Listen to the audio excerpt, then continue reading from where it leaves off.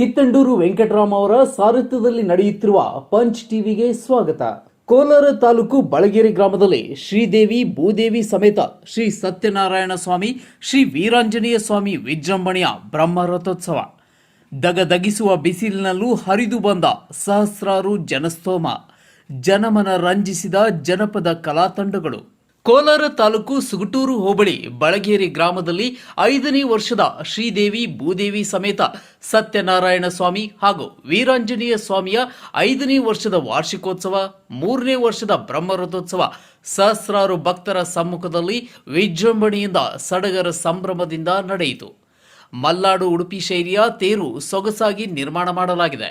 ಗ್ರಾಮದ ಪ್ರಮುಖ ಬೀದಿಗಳಲ್ಲಿ ನಡೆದ ಮೆರವಣಿಗೆಯಲ್ಲಿ ಕೋಲಾರ, ಚಿಕ್ಕಬಳ್ಳಾಪುರ ಹಾಗೂ ಬೆಂಗಳೂರು ಜಿಲ್ಲೆಗಳಿಂದ ಬಂದಿದ್ದ ಸಹಸ್ರಾರು ಭಕ್ತರು ಹೂವು ಹಣ್ಣನ್ನ ತೇರಿಗೆ ಎಸೆದು ತಮ್ಮ ಭಕ್ತಿಯನ್ನ ಮೆರೆದರು. ಇನ್ನು ಈ ರಥೋತ್ಸವ ಕಾರ್ಯಕ್ರಮದಲ್ಲಿ ದೇವಾಲಯ ಅಭಿವೃದ್ಧಿ ಸಮಿತಿಯ ಮುಖಂಡರು ಹಾಗೂ ಹೈಕೋರ್ಟ್ ವಕೀಲರಾದ ಬಳಗೇರಿ ನಾರಾಯಣಗೌಡ, ಗ್ರಾಮ ಪಂಚಾಯಿತಿ ಸದಸ್ಯ ವೆಂಕಟೇಶ್ ಗೌಡ ನಾರಾಯಣಸ್ವಾಮಿ, ದಾನಿಗಳು ಉದ್ಯಮಿಗಳಾದ ಕೇಶವರೆಡ್ಡಿ ಬೆಂಗಳೂರು, ನಂದೀಶ್ ಬಾಬು ಬೆಂಗಳೂರು, ಮುನಿ ವೆಂಕಟಪ್ಪ ಬೆಂಗಳೂರು, ಪಿಯುಸಿ ನಿವೃತ್ತ ಪ್ರೊಫೆಸರ್ ಎಚ್ ಕೇಶಪ್ಪ, ಗ್ರಾಮದ ಮುಖಂಡರಾದ ಮಧು ಆನಂದ್, ನರಸಿಂಹ ನಾಯಕ, ವೆಂಕಟೇಶ್ ರಾಜು, ತಾಲೂಕಾ ಪಂಚಾಯಿತಿ ಸದಸ್ಯ ಪದ್ಮಾವತಿ ಚಂದ್ರೇಗೌಡ, ಸತ್ಯನಾರಾಯಣ ರೆಡ್ಡಿ ಸೇರಿದಂತೆ ಮುಂತಾದ ಪ್ರಮುಖರು ಹಾಜರಿದ್ದರು.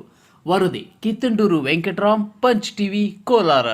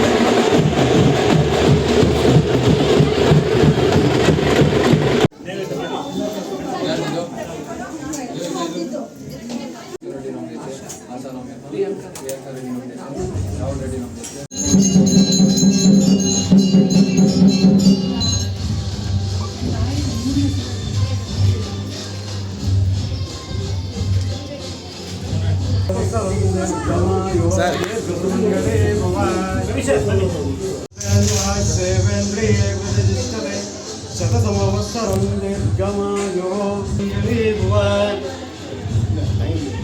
सरं निर्गमायो सर्ववानां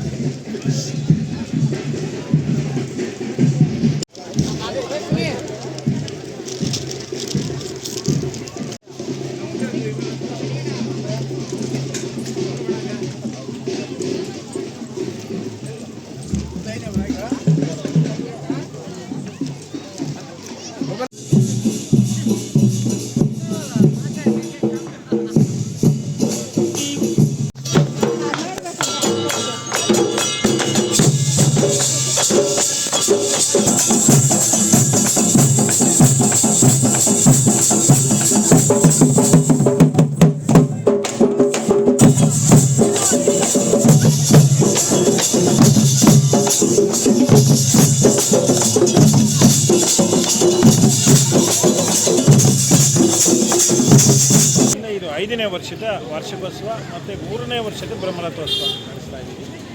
ಈ ಭಗವಂತನಲ್ಲಿ ತುಂಬ ಶಕ್ತಿ ಇದೆ. ನಾವು ನಮ್ಮ ಪ್ರಯತ್ನ ನಾವು ಮಾಡಿದ್ದೀವಿ ಅಂತ ಮಿಕ್ಕಿದ ಕೆಲಸ ಭಗವಂತ ಮಾಡಿಸ್ಕೊಡ್ತಾರೆ.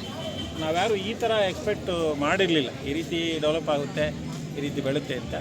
ಅದೇ ರೀತಿಯೇ ಈ ಸುತ್ತಮುತ್ತಲ ಗ್ರಾಮಸ್ಥರು ಮತ್ತು ನಮ್ಮ ಊರಿನವರು ಚಿಂತಾಮಣಿ ತಾಲೂಕು, ಕೋಲಾರ ತಾಲೂಕು, ಅದಕ್ಕಿಂತ ಕೋಲಾರ ಜಿಲ್ಲೆ, ಚಿಕ್ಕಬಳ್ಳಾಪುರ ಜಿಲ್ಲೆ ಎಲ್ಲ ಕಡೆಯಿಂದನೂ ಭಕ್ತರು ಬರ್ತಾರೆ ಇಲ್ಲಿಗೆ. ಅವರವರ ತನುಮನದ ಸಹಾಯ ಮಾಡಿ ಇಲ್ಲಿ ಡೆವಲಪ್ಮೆಂಟ್ ಆಗಿದೆ ಇದೆಲ್ಲ ಸಹ.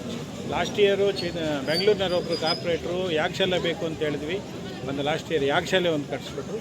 ಅದೇ ರೀತಿಯೇ ಈ ರಥ ಮಾಡಿಸ್ಬೇಕು ಅಂತ ಅಂದ್ಕೊಂಡು ನಾವು ಲಾಸ್ಟ್ ಇಯರು ಕೊರಟಗೆರೆ ಹತ್ರ ಅಜ್ಜಂಪುರ ಕ್ರಾಸಲ್ಲಿ ಆಂಜನಪ್ಪ ಅಂತ ಇದ್ದು ಅವ್ರಿಗೆ ಹೇಳಿದ ಮೇಲೆ ಅವರು 6 months ಟೈಮ್ ತೊಗೊಂಡು ರಥನ ರೆಡಿ ಮಾಡಿಕೊಟ್ರು. ಅದನ್ನು ಈ ರೀತಿ ಸ್ವಲ್ಪ ಮಾಡಿಫೈ ಮಾಡಿ ದಕ್ಷಿಣ ಕನ್ನಡ ಆ ಕಡೆ ಎಲ್ಲ ಮಾಡ್ತಾರಲ್ಲ, ಇವಾಗ ಧರ್ಮಸ್ಥಳ, ಕುಕ್ಕೆ, ಉಡುಪಿ ಇದೆಲ್ಲ ಮಾಡ್ತಾರಲ್ಲ, ಆ ರೀತಿ ಸ್ವಲ್ಪ ಬದಲಾವಣೆ ಮಾಡಿದ್ವಿ ಸರ್. ಅದೇ ರೀತಿ ಬೇರೆ ನಮ್ಮ ರಾಮನಗರದಿಂದ ಕಲಾ ತಂಡಗಳು ಬಂದಿತ್ತು. ಡೊಲ್ ಕುಣಿತ, ಪೂಜಾ ಕುಣಿತ, ಬೀರ್ಗಾಸಿ ಕುಣಿತ ಎಲ್ಲ ಇವತ್ತು ರಥೋತ್ಸವ ಭಗವಂತ ಚೆನ್ನಾಗಿ ನಡೆಸ್ಕೊಂಡ. ಇವತ್ತಿನ ದಿವಸ ಬೆಳಗ್ಗೆ ಹೋಮ ಆಯಿತು, ಗೋಪೂಜೆ ಆಯಿತು, ಹೋಮ ಆಯಿತು, ಅಭಿಷೇಕ ಆಯಿತು, ಅಲಂಕಾರ ಆಯಿತು, ಮಹಾಮಂಗಳಾರತಿ ಆಯಿತು. ಈಗ ರಥೋತ್ಸವ ಆಯಿತು. ನೆಕ್ಸ್ಟು ಈಗ ಇದಿದೆ, ದೀಪ ಇದೆ ಸಾಯಂಕಾಲ. ಅದಾದ ಮೇಲೆ ಭರತನಾಟ್ಯ ಅವರು ಕೇರ್ಪುರಮ್ನಿಂದ ಕಲಾ ತಂಡಕ್ಕೆ ಬರ್ತಾಯಿದ್ರು. ಇವತ್ತು ಭರತನಾಟ್ಯ ಲಾಸ್ಟ್ ಮಲ್ಲಗಂಬ ಇದೆ, ಎಣ್ಣೆ ಮಲ್ಲಗಂಬ ಅದು ತುಂಬ ಚೆನ್ನಾಗಿರುತ್ತೆ. ಅದು ಇವತ್ತಿನ ಪ್ರೋಗ್ರಾಮ್. ನಾಳೆ ಪ್ರೋಗ್ರಾಮು ಬೆಳಗ್ಗೆ ಅಭಿಷೇಕ ಇರ್ತದೆ, ಅಲಂಕಾರ ಇದೆಲ್ಲ ಆದಮೇಲೆ ಸಾಯಂಕಾಲ ರಾಜಸೂಯ ಯಾಗ ಅಥವಾ ಜರಾಸಂಧನ ವಧೆ, ಇದು ಪೌರಾಣಿಕ ನಾಟಕ ಇದೆ. ನಮ್ಮೂರಿನವರೇ ನಾವೇ ಕಲ್ತಿದ್ದೀವಿ. ನಾವು ಫಸ್ಟ್ ಪಾರ್ಟಲ್ಲಿ ಕೃಷ್ಣ ಪಾಠ ಮಾಡು ಅಂತ ಹೇಳಿದ್ರು, ಮಾಡಿದ್ದೀವಿ. ನಾಳೆ ಚೆನ್ನಾಗಿರುತ್ತೆ ಇದನ್ನು. ಆಮೇಲೆ ನೆಕ್ಸ್ಟ್ ಡೇ 2ನೇ ತಾರೀಕು ಮಾರ್ವಾಟೋತ್ಸವನೂ ಇದೆ. ಟೋಟಲ್ 5 ದಿವಸ ಜಾತ್ರೆ ಇದೆ, 5 ದಿವಸದ ಕಾರ್ಯಕ್ರಮ. ಮೊದಲನೇದು ಧ್ವಜಾರೋಹಣ ಆಯಿತು, ನಿನ್ನೆ ಕಲ್ಯಾಣೋತ್ಸವ ಆಯಿತು, ಇವತ್ತು ರಥೋತ್ಸವ, ನಾಳೆ ದೀಪ ಮತ್ತು ಪಾರ್ವಟೋತ್ಸವ ಇದೆ, ನಾಳಿದ್ದು ವಸಂತೋತ್ಸವ. ಅದು ಎಂಡ್ ಆಗುತ್ತೆ 5 ದಿವಸದ್ದು. ಇವರು ಹಿರಿಯ ಪುರೋಹಿತರು ವಿಶ್ವನಾಥ್ ಅಂತೇಳಿ ಈ ದೇವಸ್ಥಾನಕ್ಕೆ ಫೌಂಡೇಶನ್ ಗುದ್ಲಿ ಪೂಜೆ ಮಾಡಿಸೋದಕ್ಕೆ ಇವರೇ ಆಗ್ತಾರೆ. ಇವರು ಕೆಶಪ್ ಅವರು ಅಂತೇಳಿ ಸ್ಕೂಲ್ ಮಾಸ್ಟರ್. ಇವರು ಇದೆಲ್ಲ ಇನ್ಚಾರ್ಜ್ ಎಲ್ಲ ನೋಡಿಕೊಂಡು ಮಾಡಿ ಮಾಡ್ತಾಯಿದ್ದಾರೆ. ಮತ್ತು ಲಾಸ್ಟ್ ಮಂತ್ ಒಂದು ಟ್ರಸ್ಟ್ ಮಾಡಿದ್ವಿ, ಶ್ರೀ ಸತ್ಯನಾರಾಯಣ ಸ್ವಾಮಿ ಸೇವಾ ಟ್ರಸ್ಟ್ ರಿಜಿಸ್ಟರ್ಡ್ ಆಗಿದೆ. ಈ ರೀತಿ ನಾವು ಊರಿನವ್ರು 23 ಬೆಂಬಲ ಇದೆ ಸರ್. ಇವು ಚೆನ್ನಾಗಿದೆ, ನಮ್ಮ ಊರಿನವರು ಅಷ್ಟೇ, ಬೇರೆ ಅಕ್ಕಪಕ್ಕ ಊರಿನವರು ಅಷ್ಟೇ ತುಂಬ ಬೆಂಬಲ ಚೆನ್ನಾಗಿದೆ. ಇವತ್ತು ನೀವೇ ನೋಡಿದ್ರಲ್ಲ ರಥ ಹೇಗಿತ್ತು ಏನು ಅಂತ. ಇದು ನಮ್ಮ ಒಂದು ಗ್ರಾಮದಿಂದ ಸಹಕಾರದಿಂದೆಲ್ಲ ಇಡೀ ಸುತ್ತಮುತ್ತಲ ಗ್ರಾಮದವರು ಸಹ ತುಂಬ ಕೋಆಪ್ರೇಟ್ ಮಾಡಿ ಅವರು ಬಂದು ಶ್ರಮ ವಹಿಸಿ 5 ದಿವಸದಿಂದ ಚೆನ್ನಾಗಿ ನಡೆಸ್ಕೊಡ್ತಾ ಇದ್ದಾರೆ. ಅದರಿಂದ ಎಲ್ರಿಗೂ ಅಷ್ಟೇ ತುಂಬ ಧನ್ಯವಾದಗಳು. ಅದರೊಳಗೆ ಊರಿನ ಮಧ್ಯದಲ್ಲಿ ಸತ್ಯನಾರಾಯಣ ಸ್ವಾಮಿ ಅನ್ನೋ ದೇವಸ್ಥಾನ, ಹಳೆಯ ದೇವಸ್ಥಾನ ಚಿಕ್ಕದಾಗಿತ್ತು. ಅದನ್ನು ಅಲ್ಲಿ ಪಾಪ ಕಲ್ಯಾಣೋತ್ಸವ ಅದು ಮಾಡಿದ್ರೆ ಜನ ಯಾರು ಇವರು ಕೂತ್ಕೊಳ್ಳೋಕ್ಕಾಗ್ತಾ ಇಲ್ಲ.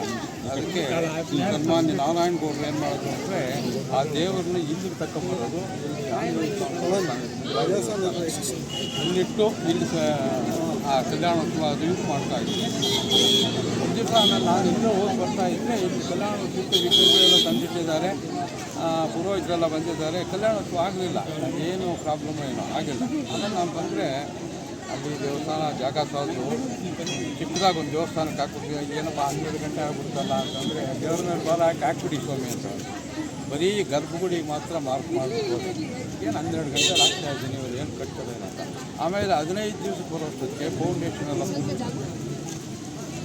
ಅದರಲ್ಲೂ ಇನ್ನೊಂದು ಏನು ಅಂತಂದರೆ ಈ ಒಂದು ದೈವ ಕಾರ್ಯಗಳು ಮಾಡೋರು ಬಹಳ ವಿರಳ, ಈಗ ಬಹಳ ವಿರಳ. ಯಾವನು ಬೇಕು ಅಂದರೆ ಅವನ ತಲೆ ಹೊಡಿ ಇವನ ತಲೆ ಹೊಡಿ ಅಂದರೆ ಹೊಡೆದುಬಿಟ್ಟು ಎಲ್ಲ ಸಂಪಾದನೆ ಮಾಡ್ಕೊಂಡು ಹೋಗೋರಂತೆ ಜಾಸ್ತಿ. ಇಂಥ ಮಹಾನ್ ಭಾವರೇನಾದ್ರು ಇಟ್ಕೊಂಡ್ರೆ ಅವ್ರ ಕೀರ್ತಿ ಇಲ್ಲಿ ಶೇಷವಾಗುತ್ತೆ. ನಾವು ಎಷ್ಟೇ ಸಂಪಾದನೆ ಮಾಡಬಹುದು, ಎಷ್ಟೇ ತಿನ್ನಬಹುದು, ಹೋಗ್ಬೋದು. ಕೀರ್ತಿ ಶೇಷರಾದರು ಅಂದರೆ ನಾವು ಇಲ್ಲಿ ಮಾಡಿ ಒಳ್ಳೆಯ ಕೆಲಸ ಏನು ಉಳಿಸ್ಬಿಟ್ಟಿರ್ತೀವಿ, ಅದೇ ಕೀರ್ತಿ ಶೇಷರಾದರು ಹೋಗ್ತೀವಿ. ಯಾಕಂತಂದರೆ ಒಬ್ಬ ಮನುಷ್ಯನು ಒಂದು ಒಳ್ಳೆಯ ಕೆಲಸ, ಒಂದು ಕುಂಟೆ ಹಾಕ್ತಿದ್ದಾನೆ, ಒಂದು ದೇವಸ್ಥಾನ ಮಾಡಿದ್ದಾನೆ ಅಂದರೆ ಅವ್ನು ಸತ್ತೋಗ್ಬಿಟ್ರೆ ಈ ದೇವಸ್ಥಾನ ಹಾಕ್ತಿದ್ದಂಗೆ ಇಂಥವರು, ಈ ಕುಂಟೆ ಯಾರು ಹಾಕ್ತಿದ್ರು ಇಂಥವರು. ಅದು ನಾವು ಬರೀ ನಮ್ಮ ಮನೆ, ನಮ್ಮ